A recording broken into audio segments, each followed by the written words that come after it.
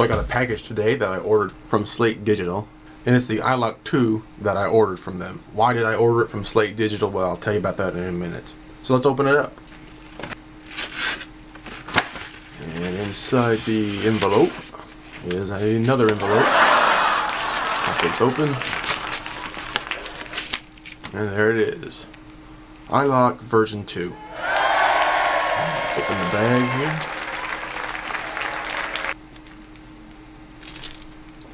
And there's the iLok version 2. So compare that to the original iLok. You can see it's smaller and there's actually a cap on here. So we'll pull that cap off. And there you go. So again, compared in size, you can see it's a bit smaller. Now why would you want an iLok version 2 versus the original key style iLok? Well, these older iLoks, these hold around 100 or so authorizations. The new iLok, and I'm saying new, at this point it's been out about a year and a half, this holds about 500 authorizations. Also, there are many plugin manufacturers like Slate Digital that are moving to requiring an iLok version 2 for their licenses. So if you try to put a license that requires an iLok version 2 on a regular iLok, your plugin won't authorize and you won't be able to use it. It's because the protection scheme is different for the iLok 2, and eventually everyone that is using iLok and will continue to use iLok for their protection system will probably move to the version 2 iLoks sometime in the future. So right now iLok 2s are selling for about 50 bucks, which brings me to why I bought from Slate Digital. Right now, as of this video, Slate Digital is running a promotion where you buy any of their plugins that is authorized with an iLok and you get an iLok 2 for free. So I bought RC-Tube, which is 50 bucks, and I got my iLok 2 for free. So in my opinion, that's a much better deal to get an iLok and a plugin for 50 bucks than just an iLok for 50 bucks.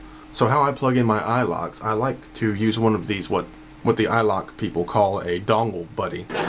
It's actually just like a 6-inch USB extender. I buy these off of eBay for like 5 bucks for 2 or 3, shipped directly from China, right where they're made. I'll take my iLok, plug it right into my extender.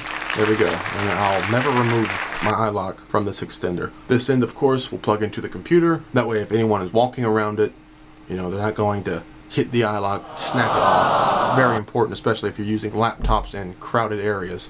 I'm not using a laptop, I'm using a desktop, but just to kind of protect the connector, I like to plug it into an extender and leave it. And if I have to unplug my iLok and move it, I'll unplug it from the computer, this end of course, and plug it into the next computer I need to use. So just like the original iLoks that had a little light on them, these also have a little light on them that illuminates when they're plugged in and working properly. So we'll plug it in real quick and make sure it's working correctly.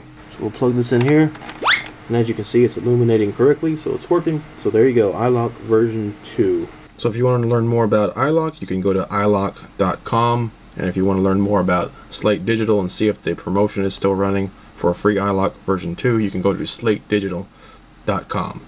This is where the future for plugins that use iLok is going. So if you're in the market for an iLok, definitely get an iLok version 2. Don't buy one of the originals, because in the future it will be required for companies that choose iLok that you have an iLok version 2, because the licensing algorithm protection scheme is different on the iLok version 2. So if you need an iLok, get an iLok version 2. Thanks for watching.